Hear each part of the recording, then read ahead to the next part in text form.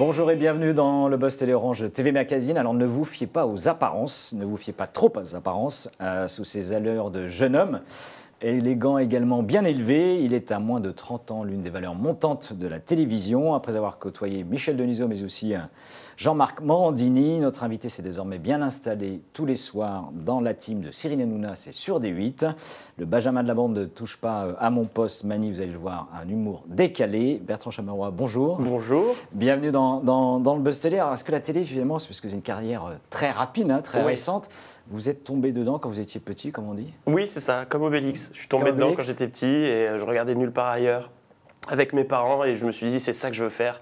J'ai envie d'amuser les gens tout en m'amusant. Donc heureusement pour moi j'ai réussi parce que je vois pas ce que j'aurais fait d'autre. Je me suis jamais dit à un moment donné il faudrait peut-être un plan B ou quoi. Je me suis dit bon je veux faire ça, je vais me donner les moyens pour et du coup j'ai foncé. Benjamin de la bande Cyril Hanouna, qui n'hésite pas d'ailleurs à vous bousculer assez régulièrement, est-ce qu'il a fallu jouer des bras, comme on dit, pour s'imposer? Non, pas du tout. La bande, c'est comme une vraie famille, donc du coup, je suis le plus jeune, tout de suite, ils m'ont accueilli comme des grands frères à me donner des conseils, tout ça, donc il n'y a jamais eu de concurrence ou de bagarre pour que je m'impose. Et le fait que Cyril me bouscule, au contraire, justement, ça m'a aidé à m'endurcir et à mieux réagir sur ce qui peut se passer en direct. Alors, chroniqueur n'en touche pas mon poste. Pour vos parents, c'est un métier sérieux, entre guillemets? C'est pas un métier sérieux, mais c'est un métier. Ils m'ont jamais freiné là-dedans. Ils sont assez contents que j'ai réussi à faire ce avec quoi je l'ai tanné depuis que je suis petit. Donc non, oui, pour eux, c'est un métier. C'est pas sérieux, mais c'est un métier. La référence d'émission que vous aviez en tête en démarrant dans ce métier, dans l'audiovisuel? Moi, c'était Nulle part ailleurs. C'était Nulle part ailleurs. Oui. Je comprenais pas tout parce que j'étais très jeune à l'époque, mais j'adorais regarder Nulle part ailleurs. Certains voient déjà en vous, parce qu'on parle de Canal+, le nouveau Yann Barthès, je rappelle donc le petit journal sur Canal, flatté ou agacé? Flatté, parce que c'est quand même un exemple de réussite qui est assez conséquent, et puis c'est une des personnes qui m'a inspiré. Tout le monde est d'accord, qui m'inspire encore, mais sur la forme. Et donc non, flatté, mais je pense pas qu'on joue pas dans la même cour. J'ai beaucoup de retard à rattraper pour arriver à son niveau quand même. On en reparlera dans quelques années. Ça ne saurait tarder. Touche pas mon poste, c'est la bonne martingale, je rappelle, de D8, des audiences moyennes qui flirtent régulièrement, qui tutoient les 1,4 million de téléspectateurs. La botte secrète de Cyril Hanouna pour vous? Il y a beaucoup d'improvisation. Et justement, le fait que l'émission marche, il aurait pu se freiner, dire « Ah non, mais là, on va nous regarder comme ça si on fait ça ». Il n'a rien changé à sa façon de construire l'émission. Donc s'il a envie de mettre une perruque, même si on fait 1,5 million, il continuera à le faire. Et c'est justement de ne pas avoir que l'émission n'ait pas pris la grosse tête avec les audiences qui montent.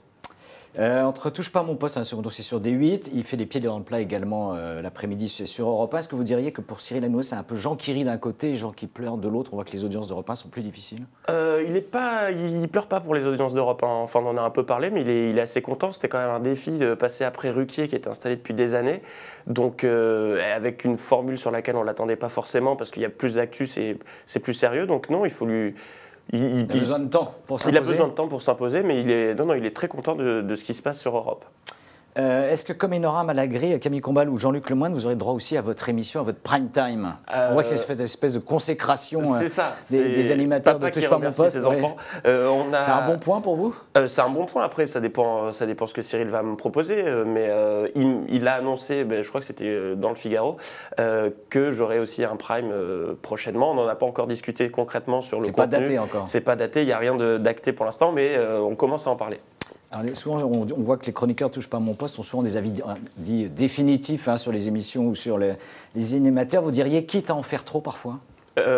Après, c'est une émission, il faut qu'on retienne la petite phrase et tout. Donc forcément, parfois... C'est quoi, créer le buzz, absolument? Non, on n'est pas dans une mécanique de buzz, mais il faut... Voilà, chaque chroniqueur essaie de se démarquer de l'autre, donc parfois il y en a un qui grossit le trait de ce qui vient d'être dit avant, et donc forcément c'est la phrase qu'on garde le lendemain, mais on n'en rajoute pas pour en rajouter. C'est simplement on est à la télé, donc c'est un miroir grossissant. Il n'y a jamais de maladresse, selon vous? Ah si, ça peut arriver. Il y a 2-3 chroniqueurs qui après se mordent les doigts après avoir dit quelque chose qui est passé comme ça dans leur tête mais qui ne voulaient pas le dire comme ça. Et quand on voit l'effet boule de neige le lendemain, on n'aurait peut-être pas dû le dire comme ça. Les plus virulents, selon vous? Enora, mais ça c'est un secret pour personne. C'est sa marque de fabrique, c'est sa marque de fabrique, voilà. La grande gueule de l'équipe. Christophe Carrière est pas mal aussi au niveau des coups de gueule. Et là on a découvert la semaine dernière que Lafouine avait quand même des avis assez tranchés et parfois un peu violents. Mais ouais, c'est le top 3 des grandes gueules. Nabila était chroniqueuse avant ces affaires avec la justice. Elle crée un manque ou pas, selon vous?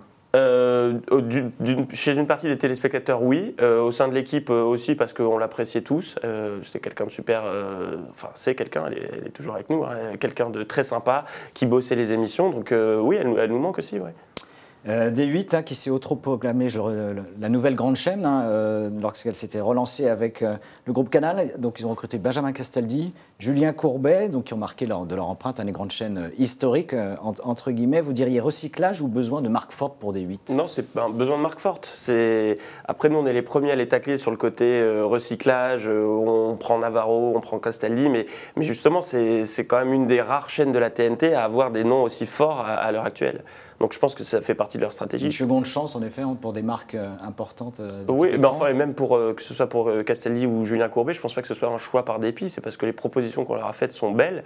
Et puis il y a quand même une visibilité sur D8. La TNT d'aujourd'hui, c'est plus celle d'il y a 10 ans. Donc je l'ai dit, à valeur montante de la télé, vous êtes approché et sollicité, je crois, un peu par la concurrence.